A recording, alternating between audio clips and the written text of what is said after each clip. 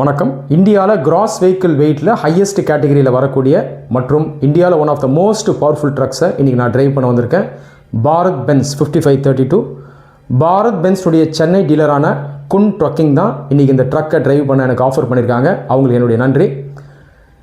Bharat Benz 5532 பேசிக்காக ஒரு tractor trailer. ஆனால் இன்றைக்கி வெறும் டிராக்டரை தான் நான் ட்ரைவ் பண்ண போகிறேன். காரணம் என்ன, இது ஒரு பிராண்ட் நியூ ட்ரக்.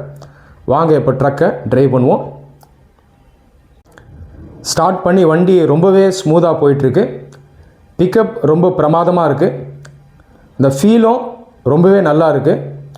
ஒரு டார்க்கியர் இன்ஜினை கொடுத்துருக்காங்க. 1250 நியூட்டன் மீட்டர் டார்க். பவர் பொறுத்த வரைக்கும் 320 HP.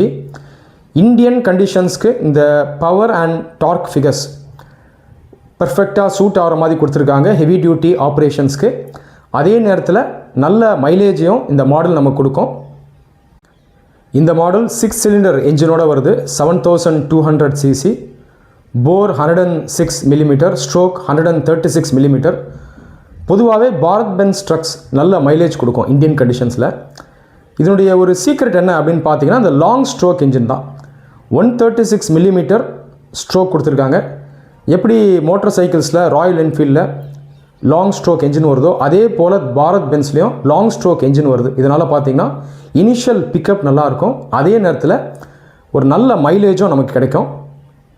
இந்த கேபின் வெளியே பார்க்கும்போது கொஞ்சம் சின்னதாக தெரிஞ்சாலும் உள்ளே நல்ல ஸ்பேஷியஸாகவே இருக்குது. வைப்ரேஷன்ஸ் மினிமலாக இருக்குது. டிரான்ஸ்மிஷன் பொறுத்த வரைக்கும் மேனுவல் டிரான்ஸ்மிஷன் தான். இன்னொரு மாடல் ஆஃபர் பண்ணுறாங்க ஏஎம்டியில், அது பேர் டார்க் ஷிஃப்ட். இந்த மாடல் பொறுத்த வரைக்கும் 9 கியர்ஸ் வருது. நியூட்ரல் கியரில் 2 பொசிஷன் கொடுத்துருக்காங்க. இதனால் ஷிஃப்ட் பண்ணுறதுக்கு ஈஸியாக இருக்குது. இப்போ வரைக்கும் எனக்கு பெருசாக ஃபெட்டிக் தெரியல. ரொம்ப நேரமாக ட்ரைவ் பண்ணிகிட்ருக்கேன். இந்த இன்ஜின் ஒரு ஃப்ளாட் டார்க் கர்வ் கொடுக்குறது.